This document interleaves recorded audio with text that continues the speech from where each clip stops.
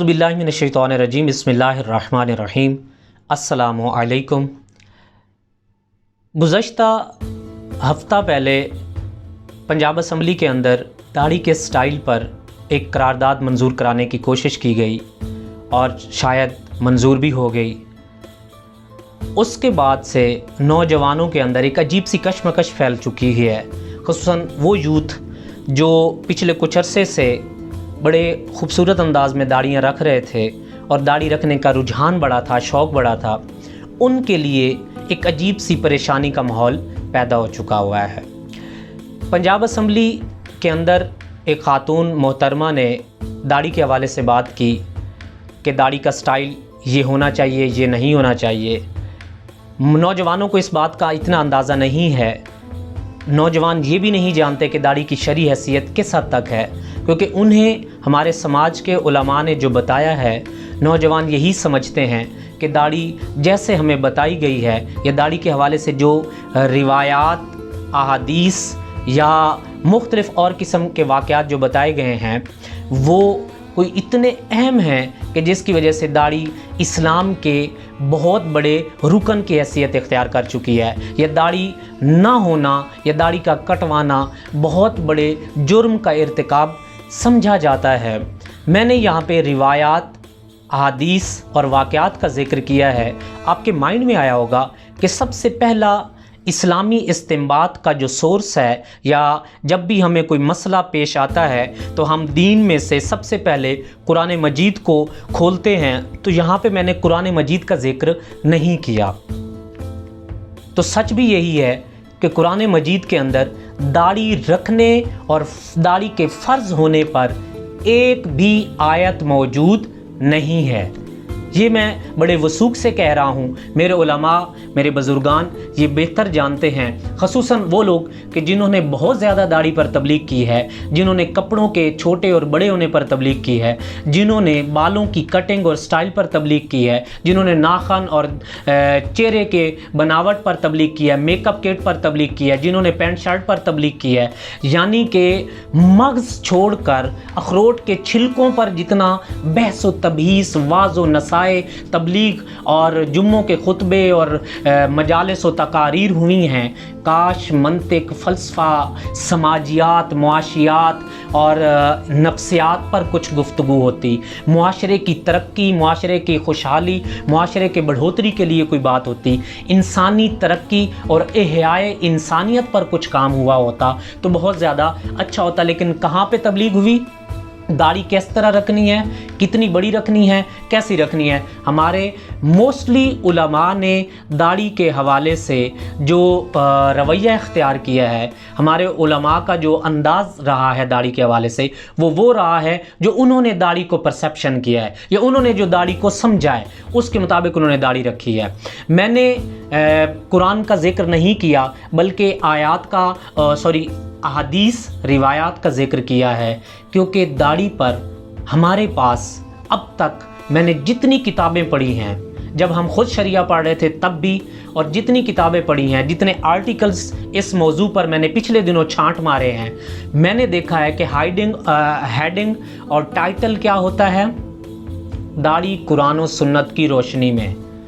पूरे आर्टिकल के अंदर सुन्नत, अहादीस, रिवायात तो मौजूद होती हैं, कुरान की एक भी आयत नहीं होती, लेकिन हेडिंग में क्या लिखा हुआ होता है? दाढ़ी कुरान और सुन्नत की रोशनी में। तो सबसे पहले तो हमें दाढ़ी की शरई हैसियत का अंदाज़ा हो जाना चाहिए कि कुरान मजीद में दाढ़ी पर एक भी आयत नहीं है।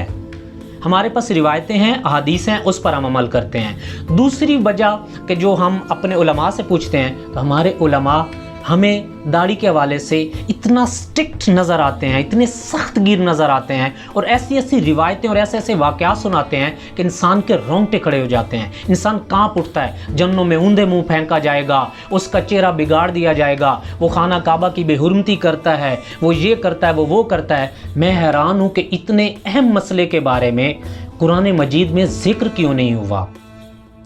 यहाँ बहुत से और पहलू भी बताए जाते हैं कि कुरान में इंसानी साख्त और इंसानी शनाख्त के बारे में बात हुई, इंसानी खूबसूरती के बारे में बात हुई कि जैसे तुम्हें पैदा किया गया है वैसे ही तुम रहो। भाई जैसे पैदा किया गया वैसे रहना अगर मुराद ले लिया जाए तो फिर बहुत से और बाल भी हैं जो हमें छोड़ने पड़ेंगे।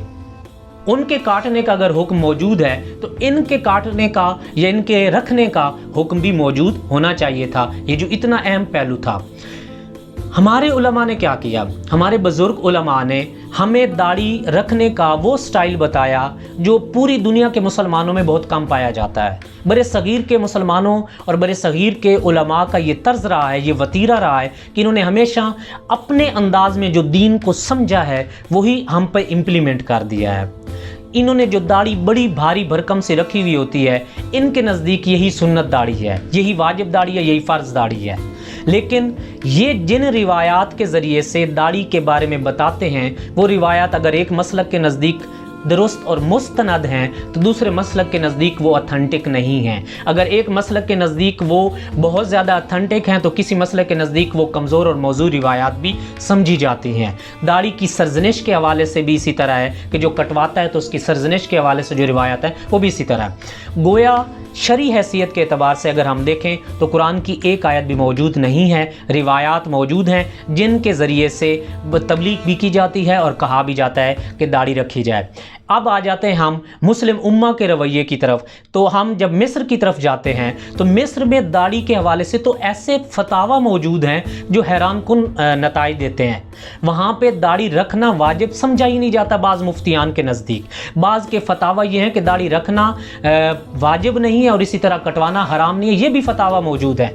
उर्दन की दाढ़ी का स्टाइल अपना है, सऊदीया की दाढ़ी का स्टाइल अपना है, बड़े सगीर की दाढ़ी का स्टाइल अपना है, ईरान के अंदर दाढ़ी का स्टाइल अपना है। गोया के पूरी दुनिया के जो मुसलमान हैं उनकी दाढ़ी का स्टाइल अपना है। तो शरी एतबार से दाढ़ी का कुरान में कोई भी वजूब साबित नहीं है। मेरे लिए कुरान अहम है, मैंने वहाँ से देख लिया है। नौजवानों के लिए भी ये मैं बड़ा पैगाम भेज रहा हूँ कि आपको परेशान होने और घबराने की ज़रूरत नहीं है। दाढ़ी का कुरान में वाजिब होना या रख कर इसका फ़र्ज़ होना ये एक भी आयत मौजूद नहीं है। लेकिन हम रखते क्यों हैं ये आगे चलकर बात करते हैं कि हम क्यों रखते हैं। दूसरा मसला बड़ा है मसला, अरब दुनिया में एक कल्चर था, वहाँ पे उस कल्चर और उस तहज़ीब के मुताबिक एक इंसानी जो कदरें थी, कदरों के साथ साथ इंसानी जो ओढ़ना बिछोना पहनना था उसका एक ख़ास फैशन भी मौजूद था। और नबी मुकरम सल्लल्लाहु अलैहि वसल्लम हमारे आका नामदार खूबसूरत नौजवान, जहाँ वो खूबसूरत थे, जहाँ किरदार बेहतरीन था वहाँ खूबसूरत भी थे। वजी चेहरे के साथ दाढ़ी इस तरह की रखते थे जो उनके चेहरे पर जचती थी, खूबसूरत लगती थी। फिर उसे संवारते थे, जुल्फ़ें रखते थे।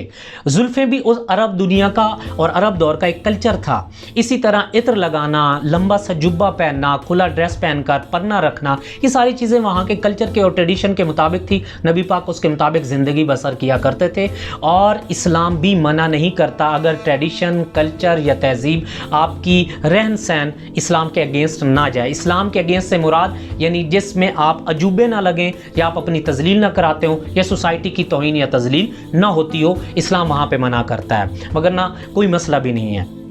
2 पॉइंट हो चुके। तीसरी बात, 1400 साल से आप दाढ़ी नहीं रखवा सके इतनी तादाद में। मैं बड़ी आजाना तरीके से बात कर रहा हूँ आप बुज़ुर्गों से कि 1400 साल से आप सर्वे रिपोर्ट उठा के देख लें, आपने इतनी दाढ़ी नहीं रखवाई तादाद में जितनी तादाद में पिछले 15 साल में, 15 से 20 सालों के अंदर नौजवानों ने दाढ़ी रखी है। ये रीश चाहे वो जिस अंदाज में भी रखी है, नौजवानों ने क्रिकेटर्स को देखा है, एक्टर्स को देखा है, फिल्मी लोगों को देखा है, ड्रामा एक्टर्स को देखा है। उन्होंने अपने लिए जो एक्टिविस्ट हैं मुख्तलिफ़ किस्म के, शोबिज़ में हैं या आर्ट्स में है या सिंगिंग में है या कहीं पे भी है, ये एक फैक्ट है, ये एक सच्चाई है, इस बात को तस्लीम करें।